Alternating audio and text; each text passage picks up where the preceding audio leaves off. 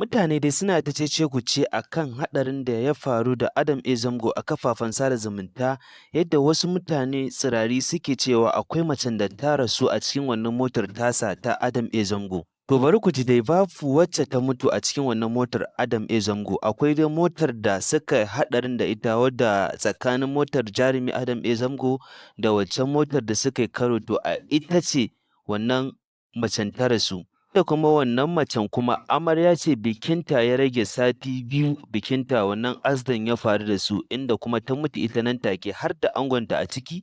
Amma shi angon nata bai rasu ba, shi ma dai abin da ya faru da jarumi Adam A. Zango shi ya faru da shi, ya bugu a ka da hannu da sauransu dai. Da wannan dai da suke tare da Adam A. Zango dai su suka yi tattaki suka je har gidan su yarinyar da ta rasu, ita amaryar kenan, suka yi musu ta'aziyya, suka ba su haƙuri, inda kuma har yanzu suna bibiyar angon da accident ɗin da ya faru da shi, inda kuma suka wallafa suka ce wannan angon dai an mai da shi Nijar, dama ba ɗan Najeriya ba ne, sun kai shi Nijar, to har yanzu dai suna ta bibiyarsa yaya lafiyarsa take.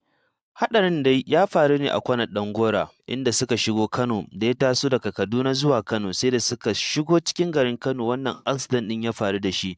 Shi ne wannan macen Allah ya mata rasuwa ita kuma. Ya Allah Ubangiji ka tsare afkuwar wasu haɗarurrukan a gaba, ka tashi kafaɗun wannan jarumi da wancan angon da haɗarin ya ritsa da shi. Allah ka tsare mu kuma. Ku ci gaba da biyo mu don mu ci gaba da kawo muku irin abubuwan da suke faruwa a cikin ƙasarmu, har ma da cikin Kannywood baki ɗaya. Na bar ku lafiya.